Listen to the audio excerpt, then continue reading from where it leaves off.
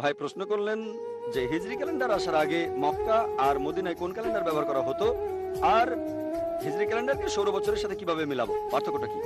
1 নম্বর point, হিজরি calendar হিজরির আগে থেকেই চালু ছিল, তবে তারা মানত চান্দ্র বছর। ক্যালেন্ডার দুই রকমের আছে, সৌর এবং চান্দ্র। সৌরকে বলা হয় গ্রেগরিয়ান ক্যালেন্ডার, আর চান্দ্র ইসলামে এটা হিজরি। হিন্দু ধর্মে যে চান্দ্র বছর সেটার হিসাবটা অন্যরকম। পুরো পৃথিবী জুড়ে মানুষ দুই ধরনের ক্যালেন্ডার ব্যবহার করে, চান্দ্র এবং সৌর। অফিসে সাধারণত সৌর বছর মেনে চলে, যেটাকে বলে গ্রেগরিয়ান ক্যালেন্ডার। আমরা মুসলিমরা মেনে চলে হিজরি ক্যালেন্ডার, যেটা শুরু হয়েছে মোহাম্মদ সাল্লাল্লাহু আলাইহি ওয়াসাল্লামের হিজরত থেকে। নবীজি হিজরত করলেন, সেখান থেকে শুরু। সাধারণত আমরা যেটা মানি গ্রেগরিয়ান ক্যালেন্ডার, অর্থাৎ সৌর বছর, যেটা খ্রিস্টকে অনুসরণ করে। তবে সেটাও ঐতিহাসিকভাবে পুরোপুরি সঠিক না, কারণ যীশুখ্রিস্ট জন্মগ্রহণ করেছে 6 বিসিতে। 6 বিসি মানে বিফোর ক্রাইস্ট। যীশুখ্রিস্ট কিভাবে 6 বিসিতে জন্মান, এটা অর্থহীন, এটা একেবারে অর্থহীন। যীশুখ্রিস্ট জন্মেছেন 6 সালে বিফোর ক্রাইস্ট, এটা অর্থহীন, কোনো মানে হয় না। যাই হোক, এটার সাথে যীশুখ্রিস্টের একটা সম্পর্ক রয়েছে, সম্পর্ক আছে, কিন্তু এখানে ব্যাপারগুলো একেবারে জগা খিচুড়ি পাকিয়ে গেছে। পুরো ক্যালেন্ডারটাই তারা বদলে ফেলেছে। এটাকে আরো বলে সিই, ক্রিশ্চিয়ান এরা। আর বিসির পরে অ্যান্নো ডোমিনি, এটাকে অবশ্য অনেকে ভুল করে বলে after death. Before Christ BC, সমস্যা নেই। হ্যাঁ, অ্যান্নো ডোমিনি ল্যাটিন ভাষা, in the year of Lord, তাই আমরা বলি সিই, ক্রিশ্চিয়ান এরা, এটাই সঠিক। এখন জানতে চাইলেন পার্থক্যটা কি? সৌর এবং চান্দ্র ক্যালেন্ডারের মধ্যে পার্থক্য হিজরি আর গ্রেগরিয়ান ক্যালেন্ডারে। দেখবেন সৌর ক্যালেন্ডারে একটা নির্দিষ্ট তারিখ নির্দিষ্ট সিজনে আসে। সৌর ক্যালেন্ডারের ভিত্তি হলো সূর্য। 24 ঘন্টা পৃথিবী একবার আবর্তিত হয় একদিন, এরপরে একটা প্রদক্ষিণ, সূর্যের চারপাশে ঘুরে আসতে সময় লাগে 1 বছর। এখন সৌর ক্যালেন্ডার যদি দেখেন, জলবায়ু নির্ভর করে সূর্যের উপর, চাঁদের উপর না। তাই সৌর ক্যালেন্ডার ব্যবহার করলে একটা নির্দিষ্ট দেশে, একটা নির্দিষ্ট জায়গায়, নির্দিষ্ট কোনো মাসে নির্দিষ্ট তারিখ সবসময় একই সিজন হয়। এখানে মৌসুমী বায়ু আসে জুনে, জুলাই, আগস্ট, সেপ্টেম্বরে বৃষ্টি হয়, তারপরে শীতকাল আসে নভেম্বর, ডিসেম্বর, জানুয়ারি, তারপরে গ্রীষ্মকাল। তাহলে গ্রীষ্ম, বর্ষা, শীত তারিখটা একই রকম থাকবে। একইভাবে শরৎ, হেমন্ত, বসন্ত আসবে। এভাবে ঋতুগুলোর দিন তারিখ সবই ঠিক থাকবে। এখন যেহেতু জলবায়ু নির্ভর করে সূর্যের উপরে, পৃথিবীর প্রদক্ষিণের উপরে, চান্দ্র ক্যালেন্ডারে নির্ভর করি চাঁদের উপরে, তাহলে চান্দ্র ক্যালেন্ডার ঋতুগুলোর মাস তারিখ একরকম থাকবে না, সবসময় বদলে যাবে। সৌর ক্যালেন্ডারের সাথে তুলনা করলে চান্দ্র ক্যালেন্ডারে দেখবেন আনুমানিক 11 দিন কম থাকে, সৌর ক্যালেন্ডারের তুলনায় 11 দিন কম। তাহলে চান্দ্র ক্যালেন্ডার মেনে চললে প্রতি 33 বছরে সৌর ক্যালেন্ডারের চাইতে 1 বছর বেশি হবে। তাহলে সৌর ক্যালেন্ডারে আমার বয়স যদি 33 বছর হয়, চান্দ্র ক্যালেন্ডারে হবে 34।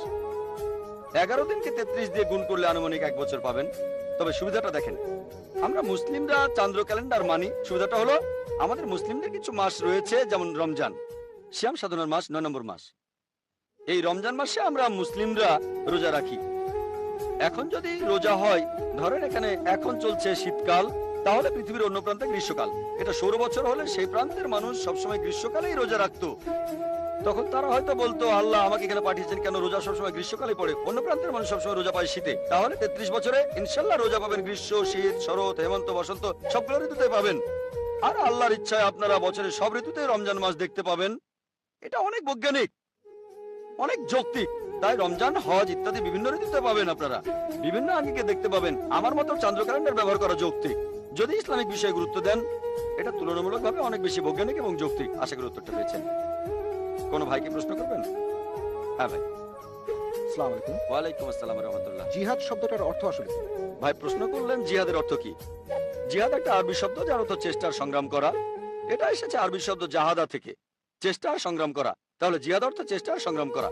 তবে অনেকেরই ভুল ধারণা আছে, শুধু অমুসলিমদের নয়, অনেক মুসলিমদেরও এই ধারণা আছে যে যদি কোনো মুসলিম কোনো যুদ্ধ করে যে কোনো কারণে, তাহলে সেটাই হচ্ছে জিহাদ। হোক সেটা ব্যক্তিগত কারণে, টাকা পয়সার কারণে, অথবা যদি হয়ে থাকে কোনো রাজনৈতিক কারণে, অথবা যদি হয় এলাকার কারণে, অথবা খ্যাতির জন্য।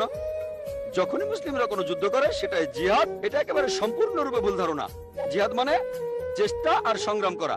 আর ইসলামিক পরিভাষায় জিহাদ এর অর্থ কারণ নিজের খারাপ প্রবৃত্তির বিরুদ্ধে সংগ্রাম করা। এছাড়াও জিহাদের অর্থ সমাজের উন্নতির জন্য চেষ্টা আর সংগ্রাম করা। আরো জিহাদের অর্থ আত্মরক্ষার জন্য যুদ্ধ করা, আত্মরক্ষার জন্য সংগ্রাম করা কোনো যুদ্ধের ময়দানে। এছাড়াও জিহাদের অর্থ অত্যাচারের বিরুদ্ধে সংগ্রাম করা। তাহলে জিহাদের মানে চেষ্টা আর সংগ্রাম করা। যদি কোনো ছাত্র স্কুলের পরীক্ষায় পাশ করার জন্য চেষ্টা আর সংগ্রাম করে যায়, সেটা জিহাদ।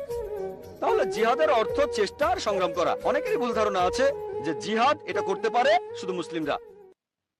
আল্লাহ সুবহানাহু ওয়া তাআলা পবিত্র কোরআনে সূরা লুকমানের 15 নম্বর আয়াতে বলেছেন, এছাড়াও সূরা আনকাবুতের 8 নম্বর আয়াতে বলেছেন যে বাবা মা জিহাদ করে যাতে করে তাদের সন্তান আল্লাহ তাআলা বাদে অন্য কারো ইবাদত করে। তাহলে অমুসলিম বাবা মা জিহাদ করছে যাতে তাদের সন্তান শিরক করে।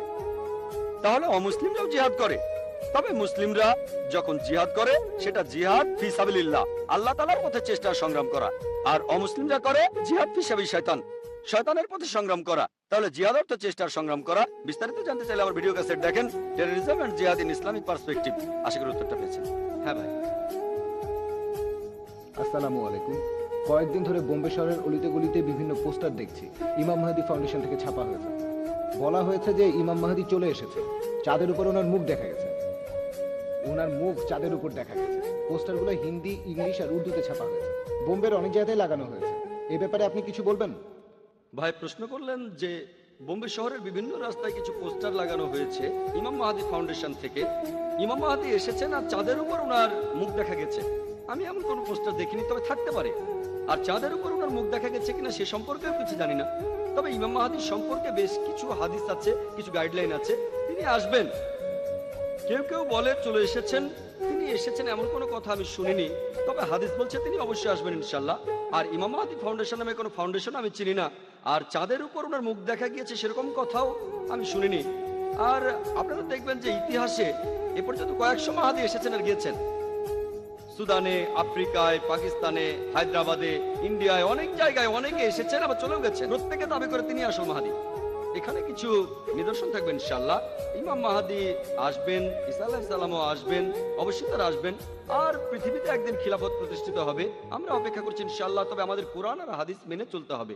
তিনি কবে আসবেন জানি না, এখন না পরে আসবেন তা জানি না। আমাদের কোরআন এবং হাদিস মেনে চলতে হবে, সেটাই গুরুত্বপূর্ণ।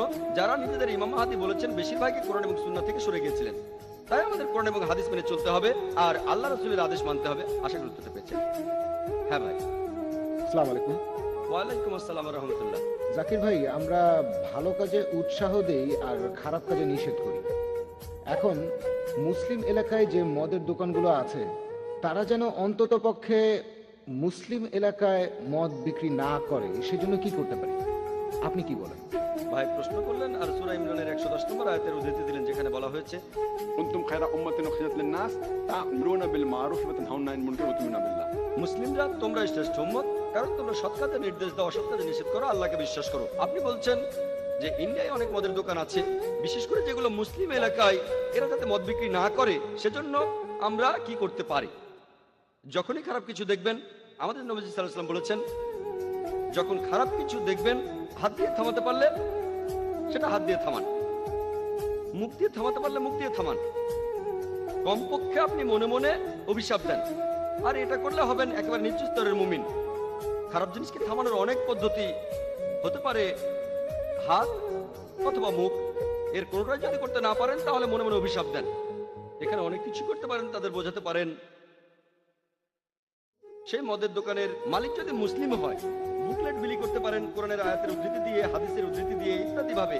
এখন দোকানের মালিক মুসলিম হোক কি অমুসলিম, আপনি মানুষকে সচেতন করে তুলতে পারেন যে মদ স্বাস্থ্যের জন্য ক্ষতিকর। পরিসংখ্যান বলেন, কোরআন হাদিসের উদ্ধৃতি দেন, পরিসংখ্যান তাদের দেখান মদ কি কি ক্ষতি করে, মদে কি ক্ষতি হয়, কতজন মানুষ মারা গেছে, কি কি রোগ হতে পারে সেটা জানান। আমি ইসলামে অনুমোদিত খাবারের উপরে একটা লেকচার দিয়েছিলাম, সেখানে অ্যালকোহলও ছিল। এছাড়াও এই প্রশ্নের উত্তরটা আপনি পাবেন আমাদের ওয়েবসাইটে। পুরো লেকচারটা অ্যালকোহল নিয়ে না, তবে সেখানে কিছু পয়েন্ট বলেছি, কিছু পয়েন্ট যুক্তির, কিছু পয়েন্ট বিজ্ঞানের, বিভিন্ন অসুখ বিসুখের, কিছু কোরআনের আয়াতের, বাইবেলের অনুচ্ছেদের, বেদের কথাও সেখানে বলেছি। এই কথাগুলো নিয়ে একটা বুকলেট বানান, মদের ক্ষতিকর দিকগুলো নিয়ে একটা বুকলেট বানিয়ে সেটা বিলি করতে পারেন। আমাদের কাজ আল্লাহ পবিত্র কোরআনে বলেছেন, সূরা গাশিয়ার 21 নম্বর আয়াতে উল্লেখ করা হয়েছে, ফাযাক্কির ইন্নামা আনতা মুযাক্কির। আল্লাহ নবীজিকে বলেছেন তোমার কাজ হলো উপদেশ দেয়া। একজন নবীর দায়িত্ব উপদেশ দেয়া, একইভাবে আমরা উপদেশ দেব। তাদের মানসিকতা বদলানো আল্লাহ তাআলার হাতে। আমরা যথাসাধ্য চেষ্টা করব, এই কাজটা বন্ধ করার চেষ্টা করব, অন্তত বলতে পারবো চেষ্টা করেছিলাম। ফলাফলটা পরের ব্যাপার। এটা করতে গেলে বুকলেট বিলি করেন, তাদের সাথে আলোচনা করেন, সেমিনারের ব্যবস্থা করেন। সেই এলাকায় মদ খেলে কি কি ক্ষতি হয় বিভিন্ন ধর্মগ্রন্থের উদ্ধৃতি দেন, ইসলামিক ধর্মগ্রন্থ, বাইবেল, বেদের উদ্ধৃতি দেন, সচেতন করেন, ক্যাম্পেইন করেন, ওয়ার্কশপ করেন, এরকম অনেক কিছুই করতে পারেন। তবে সব মানুষই সবকিছু করতে পারে না। লোকে বলে আপনি কি করবেন, অনেক কিছু করা যায়। তাহলে মদ বিক্রি বন্ধ করতে এগুলো করতে পারেন। যদি চান দোকান মালিকের সামনে হিকমার সঙ্গে কথা বলবেন, সেটাও করতে পারেন। আপনার উপরে নির্ভর করবে। মালিক যদি মুসলিম হয় তাহলে তার সঙ্গে দেখা করতে পারেন আর হিকমার সাথে কথা বলেন। এভাবে মুসলিম মালিকদের সাথে কথা বলেন। মালিক অমুসলিম হলে বেদ থেকে উদ্ধৃতি দেন, এটা আপনার উপরে নির্ভর করবে। আর এভাবে আপনি মালিক আর কাস্টমারদের সচেতন করতে পারেন। দুটোর যে কোনো একটাই সফল হতে পারবেন, না হলেও চেষ্টা তো করেছেন। আল্লাহ তাআলাকে বলতে পারবেন এই খারাপ কাজটা থামানোর জন্য আমি যথাসাধ্য চেষ্টা করেছি। আশা করি উত্তরটা পেয়েছেন। কোনো ভাই প্রশ্ন করবেন? আসসালামু আলাইকুম। ওয়ালাইকুম আসসালাম। স্কুলে বা কলেজে ভর্তির জন্য ডোনেশন দেয়া এর অনুমতি আছে? ভাই আপনি প্রশ্ন করলেন যে স্কুল বা কলেজে ভর্তির জন্য ডোনেশন দেওয়ার অনুমতি আছে কিনা, ইসলামিক নিয়মে অনুমতি আছে কিনা। দেখেন, এই ডোনেশনটা যদি স্কুলের উন্নতির কাজে লাগানো হয়, যেখানে স্কুল কর্তৃপক্ষ আপনাকে একটা রসিদ দেবে, আমার মতে সেটা হারাম না। ব্যাপারটা খুব ভালো না, তবে হারামও না। যেমন ধরেন একজন ধনী লোক, তিনি ডোনেশন দিলেন 20,000, 50,000 বা 1 লাখ টাকা, সেটা দিয়ে স্কুলের নতুন বিল্ডিং বানানো হবে বা নতুন টিচার নিয়োগ দেওয়া হবে, তাদের সমস্যা নেই। তবে এটা যদি ঘুষ হয় সেটা হারাম। ঘুষ আর ডোনেশনের মধ্যে পার্থক্য আছে। পবিত্র কোরআনে সূরা বাকারার 188 নম্বর আয়াতে উল্লেখ করা হয়েছে, অন্যের সম্পত্তি গ্রাস করার জন্য বিচারকদের হাতে ঘুষ দিও না। যদি এটা ঘুষ হয়ে থাকে সেটা হারাম। ডোনেশন হলে অনুমতি আছে। এখন মানুষ হয়তো বলবে একই জিনিস, পার্থক্য নেই, ঘুষ আর ডোনেশন একই জিনিস, ডোনেশন দেয়া আর ঘুষ দেওয়া সমান। নবী সাল্লাল্লাহু আলাইহি ওয়াসাল্লাম বলেছেন, একজন প্রশ্ন করেছিল উপহার আর ঘুষের মধ্যে আপনি পার্থক্য করবেন কিভাবে? তুমি ওই অবস্থানে না থাকলে, উপহারটা যদি না আসতো তাহলে ঘুষ। এখন আমরা অনেকে ডোনেশন দেই মেডিকেল কলেজে অথবা ইঞ্জিনিয়ারিং কলেজে অথবা কোনো স্কুলে। যদি ডোনেশন দেন, আপনি যদি অফিসিয়াল কোনো রসিদ পান আর টাকাটা দিয়ে যদি স্কুলের কোনো উন্নতি হয়, এই উদ্দেশ্যে আসন সংরক্ষিত থাকলে আমার মতে কোনো সমস্যা নেই। কিন্তু ডোনেশনের এই টাকাটা যদি প্রিন্সিপালের পকেটে যায় অথবা ম্যানেজমেন্টের পকেটে, কোনো টিচারের পকেটে, তাহলে হারাম, এটা ঘুষ। আপনি বেশিরভাগ ক্ষেত্রে দেখবেন যে ডোনেশনটা দেবেন সেটা কারো পকেটে চলে যাবে, রসিদ দিতে পারে বা নকল রসিদও দিতে পারে, এটাও ঠিক না। তাহলে যদি ডোনেশন দিতে চান, এই ব্যাপারগুলো দেখতে হবে। আর এই ব্যাপারগুলো দেখে আপনি ডোনেশন দিতে পারেন, টাকাটার সদ্ব্যবহার হবে। তবে যদি তারা সরাসরি ঘুষ চায় সেটা হারাম। ঘুষ দিয়ে ভর্তি করানো সম্পূর্ণ হারাম। আশা করি উত্তরটা পেয়েছেন। وآخر دعوانا الحمد لله والصلاة والسلام على رسول الله وعلى آله وصحبه أجمعين أما بعد أعوذ بالله من الشيطان الرجيم بسم الله الرحمن الرحيم ادع إلى سبيل ربك بالحكمة والموعظة الحسنة وجادل بالتي أحسن رب اشرح لي صدري ويسر لي أمري واحلل عقدة من لساني يفقهوا قولي সবাইকে স্বাগত জানাই ইসলামিক সম্ভাষণে। السلام عليكم ورحمة الله وبركاته। আল্লাহর দয়া, শান্তি ও রহমত আপনাদের সবার উপর বর্ষিত হোক। আপনারা ইসলাম ও কম্পারেটিভ রিলিজিয়নের উপরে যে কোনো প্রশ্ন করতে পারেন। যদি কেউ প্রশ্ন করতে চান তাহলে করতে পারেন। হ্যাঁ ভাই। পবিত্র বাইবেলে আছে যে যীশু খ্রিস্ট তার শিষ্যদের বলছেন যে অন্য জাতির মানুষকে ব্যাপটাইজ করো পিতা পুত্র পবিত্র আত্মার নামে। এখন আমার প্রশ্নটা হলো, এই অনুচ্ছেদটাই কি যিশুর ঈশ্বর হওয়ার প্রমাণ? না হলে এটার উত্তরটা কি হবে? ভাই আপনি একটা প্রশ্ন করলেন যে পবিত্র বাইবেলে আছে যিশু তার শিষ্যদের বলছেন তোমরা মানুষকে ব্যাপটাইজ করো পিতা পুত্র ও পবিত্র আত্মার নামে। এটার মানে কি ট্রিনিটি? আমার মন্তব্য কি, এটা কমপ্লিট ট্রিনিটি না। বাইবেলের ট্রিনিটির ধারণার কাছাকাছি অনুচ্ছেদ আছে। ফার্স্ট এপিস্টল অফ জনে 5 নম্বর অধ্যায় 7 অনুচ্ছেদ বলছে, স্বর্গে 3 জন সব হিসাব রাখেন, পিতা পুত্র এবং পবিত্র আত্মা, আর এরা 3 জন এক। যদি এক হয় তাহলে ট্রিনিটি। যদি আমি বলি যে 3 জন লোক আছে, এটা ট্রিনিটি না। 3 জন এক হলে সেটা ট্রিনিটি হবে। বাইবেলে কোথাও ট্রিনিটি শব্দটা পাবেন না নাম ধরে। ট্রিনিটি শব্দটা বাইবেলে নেই, পবিত্র কোরআনে আছে। সূরা নিসার 171 নম্বর আয়াতে উল্লেখ করা হয়েছে, বলা হয়েছে ওয়ালা তাকুলু সালাসা, তোমরা ট্রিনিটি বলো না, ইনতাহু খায়রাল লাকুম, তোমাদের জন্য এটা কল্যাণকর। কোরআনে ট্রিনিটি আছে, তবে বলা হয়েছে এটা বলো না। এরপর সূরা মাইদা 73 নম্বর আয়াতে উল্লেখ করা হয়েছে, লাকাদ কাফারাল্লাযিনা কালু ইন্নাল্লাহা সালিসু সালাসা, তারা কুফরি করছে, ধর্মের অবমাননা করছে যারা এই কথা বলে যে আল্লাহ তিনের মধ্যে একজন, আল্লাহ হলেন 3 জন মিলে, এটাকে বলে ট্রিনিটি। পবিত্র কোরআনে এই ট্রিনিটি শব্দটা আছে মোট 2 বার, তবে বলা আছে এটা নিষিদ্ধ। পবিত্র বাইবেল শব্দটা কোথাও নেই। সবচেয়ে কাছাকাছি ফার্স্ট এপিস্টল অফ জন 5 নম্বর অধ্যায় 7 অনুচ্ছেদ, আপনার বলা অনুচ্ছেদটা না, সেটাতে 3 জনকে এক বলা হয়নি, এটাতে বলা হয়েছে। তবে এই ফার্স্ট এপিস্টল অফ জন 5 নম্বর অধ্যায় 7 অনুচ্ছেদ যেটা বলছে যে স্বর্গে 3 জন হিসাব রাখে, পিতা পুত্র আর পবিত্র আত্মা, আর 3 জন হলো এক, এটা বাইবেলের রিভাইজড স্ট্যান্ডার্ড ভার্সন অনুযায়ী স্ট্যান্ডার্ড ভার্সন রিভাইজ করেছেন 32 জন খ্রিস্টান বিশেষজ্ঞ, যারা খুবই উচ্চপদস্থ, যাদের পেছনে 50টি খ্রিস্টান প্রতিষ্ঠান সমর্থন দিচ্ছে। এই বিশেষজ্ঞরা বলছেন যে পবিত্র বাইবেলের এই অনুচ্ছেদটা বানানো হয়েছে, পরে লেখা হয়েছে, তারপর ঢোকানো হয়েছে, আর বাইবেল থেকে এই অনুচ্ছেদটা বাদ দেওয়া হয়েছে। কারণ এটা বানানো হয়েছে, পরে লেখা হয়েছে, তারপর ঢোকানো হয়েছে। তাই রিভাইজ স্ট্যান্ডার্ড ভার্সনে, যেটা হলো বাইবেলের সবচেয়ে বেশি বিক্রি হওয়া ভার্সন, সেখানে এটা নেই। আপনি যেটা বললেন 3 জনের কথা, কিন্তু ট্রিনিটি না। যে অনুচ্ছেদটা বাদ দেওয়া হয়েছে সেখানেও ট্রিনিটি নেই, কিন্তু ট্রিনিটির কাছাকাছি যেটা পবিত্র বাইবেল থেকে বাদ দেওয়া হয়েছে। তাহলে ট্রিনিটি শব্দটা বাইবেলে নেই, এই শব্দটা শেখায় চার্চ। বাইবেল অথবা যীশু খ্রিস্ট কখনো ট্রিনিটির কথা বলেননি। আশা করি উত্তরটা পেয়েছি। কোনো ভাই কি প্রশ্ন করবেন? হ্যাঁ ভাই। চিকিৎসা করার অনেকগুলো পদ্ধতি আছে, আর তার একটা হলো হোমিওপ্যাথি চিকিৎসা। আমরা জানি যে এই ওষুধে আছে অ্যালকোহল। অনেকে বলে যে 90% হোমিওপ্যাথি ওষুধের মধ্যেই অ্যালকোহল থাকে। এই ব্যাপারে কি বিস্তারিত বলবেন? কারণ কিছু অসুখ বিসুখ আছে যেগুলো শুধুমাত্র হোমিওপ্যাথিক ওষুধেই সারে, যেমন অস্টার আর্থ্রাইটিস ইত্যাদি। ভাই প্রশ্ন করলেন যে হোমিওপ্যাথি চিকিৎসায় বেশিরভাগ ওষুধে অ্যালকোহল থাকে, অনেকে বলে 90%। আর বললেন কিছু লোক যেমন অস্টার আর্থ্রাইটিস একমাত্র চিকিৎসা হোমিওপ্যাথি, যেটার সঙ্গে আমি একমত নই, তবে এতে কোনো সমস্যা নেই। এখন হোমিওপ্যাথি ওষুধ খেতে পারবো কি না, সাধারণ নিয়ম হিসেবে অ্যালকোহল নিষিদ্ধ। যদি এটাই একমাত্র ওষুধ যেটা আপনার জীবন বাঁচাবে, জীবন বিপন্ন হলে অনুমতি আছে। আপনি জিজ্ঞাসা করলে বলবো হ্যাঁ বেশিরভাগ হোমিওপ্যাথিক ওষুধে অ্যালকোহল থাকে, তাই যদি বাদ দিতে পারেন তাহলে বলবো বাদ দেন, অন্য কোনো ভাবে চিকিৎসা করেন যেটাতে কোনো অ্যালকোহল নেই। হোমিওপ্যাথি বেশিরভাগ ওষুধে আছে, তাই সাধারণ নিয়মে চিকিৎসাটা নেব না, এটাই সাধারণ নিয়ম। অনেকেই হয়তো অ্যালোপ্যাথির চাইতে হোমিওপ্যাথিতে উপকার পাবেন, বলছি না হোমিওপ্যাথি সেরা, তবে অনেকে হয়তো হোমিওপ্যাথিতে ভালো ফল পেতে পারেন।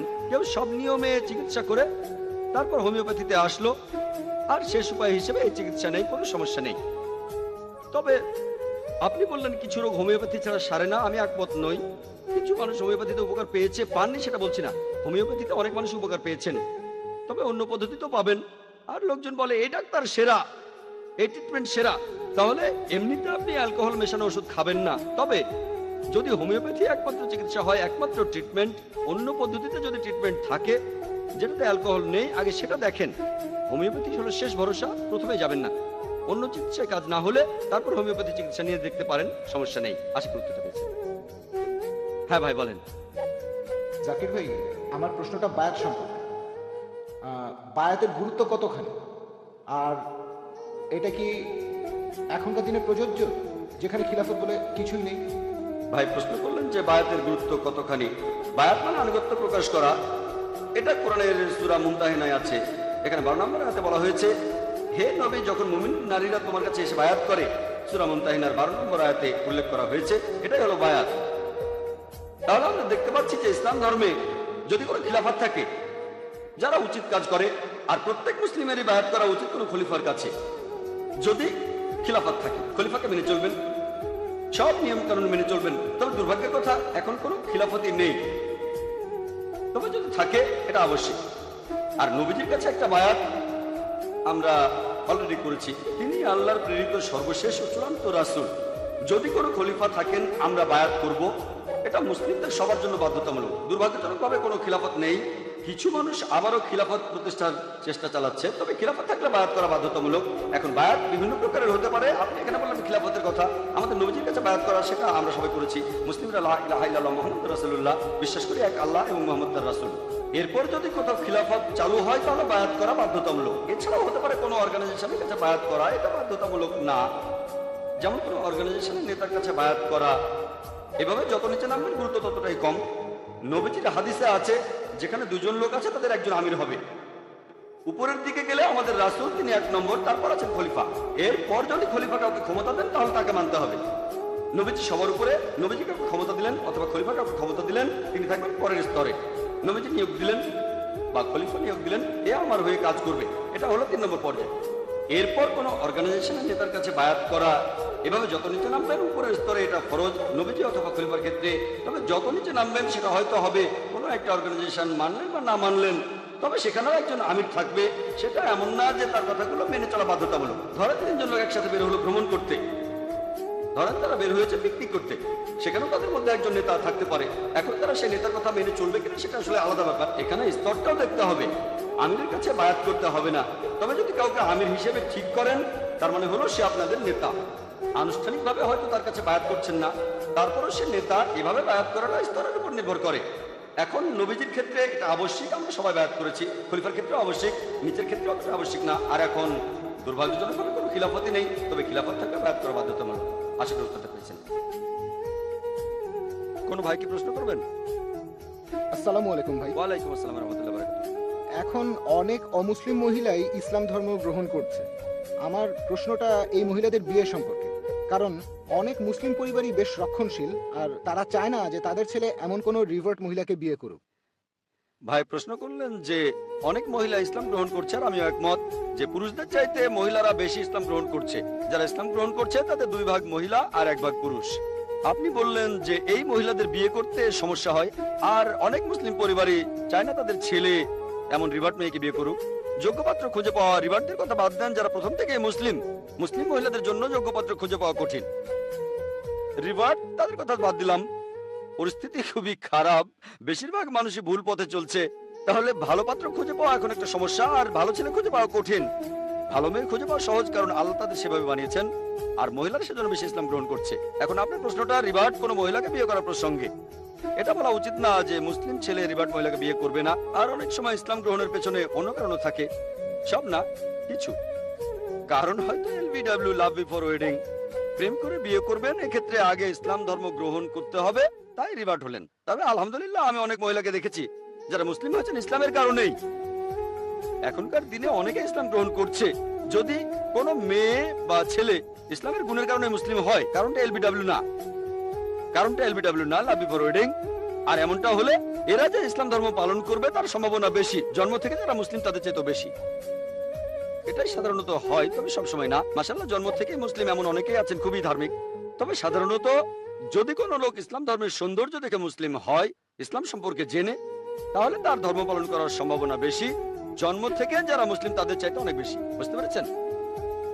তবে আমি সেসব রিভার্টদের কথা বলছি না যারা মুসলিম হয়েছে অন্য কারণে হোক, সেটা টাকা বা প্রেমের কারণে। এমনকি আলহামদুলিল্লাহ তাদের মধ্যেও অনেকে যারা মুসলিম হয়েছে হয়তো প্রেমের কারণে, হয়তো প্রথমে ইসলাম সম্পর্কে জানতো না, একটা মুসলিম ছেলের সাথে প্রেম ছিল, কয়েক বছর পরে দেখা যায় সেই মেয়ে সেই মুসলিম ছেলের চেয়ে বেশি ধর্ম পালন করছে, ছেলেটা শুধু নামে মুসলিম। বিয়ের আগে মেয়েটাকে বলেছে তোমাকে ধর্ম বদলাতে হবে, তারপর দেখা গেল সেই মেয়ে মুসলিম হলো। কয়েক বছর পরে সেই মেয়ে হয়তো ইসলাম পালন করছে বেশি বেশি করে। হয়তো স্বামীকে সে দাওয়া দিচ্ছে, স্বামী মানবে কিনা সেটা আলাদা ব্যাপার। এরকম অনেক আছে। তবে যদি কোনো পুরুষ বা মহিলা ইসলামের গুণের কারণেই মুসলিম হয়, তাহলে তারা মুসলিম ঘরে জন্মানো ছেলে মেয়েদের চাইতে বেশি ধর্ম পালন করবে, এই সম্ভাবনাই বেশি। এখানে উৎসাহিত না করে উৎসাহ দিতে হবে। তবে এর পাশাপাশি অন্যান্য বিষয়গুলো দেখতে হবে। আরো অনেক বিষয় আছে। অনেকে দেখে সৌন্দর্য, আভিজাত্য, সম্পদ আর গুণ, সেরা হলো গুণ। অন্য 3টা বিষয় দেখবেন, এমন না যে দেখবেন না। কেউ যদি সুন্দরী মেয়ে বিয়ে করতে চায় করতে পারে, এতে কোনো রকম সমস্যা নেই। তবে সেরাটা হলো গুণ। সৌন্দর্য দেখতে গিয়ে গুণটাকে বাদ দেবেন না। যদি কারোর মধ্যে 4টা জিনিসই পান তবে তা আলহামদুলিল্লাহ। যদি কাউকে বিয়ে করেন যে সুন্দরী, সম্পদশালী, অভিজাত আর গুণবতী, আলহামদুলিল্লাহ। তবে সেরাটা হলো গুণ। আর নিজের অবস্থানের সাথে সামঞ্জস্য রেখে বিয়ে করবেন, এগুলো সব হাদিসে লেখা আছে। অবশ্য এমন না যে সবই মানতে হবে, কিছু নাও মানতে পারেন। শুধুমাত্র গুণের জন্য অনেক কিছু বাদ দিতে পারেন। এভাবেও বিয়ে করে সুখী হতে পারেন আপনি। তাহলে এখানে বিভিন্ন বিষয় দেখে নিতে হবে। এখানে অনুৎসাহিত করা হচ্ছে না, উৎসাহ দেওয়া হচ্ছে, তবে বিভিন্ন বিষয় দেখে নিতে হবে। এমন না যে কলেজে প্রেম হয়েছে, 1 বছর পরে মুসলিম হয়ে বিয়ে করে ফেললেন। এখানে অনেক বিষয় দেখতে হবে। সেই মেয়ে একজন ভালো মুসলিম হতে পারে, এখানে সব দিকে খেয়াল রাখবেন। তাদের অনুৎসাহিত করবেন না, বরং আপনারা উৎসাহ দেবেন।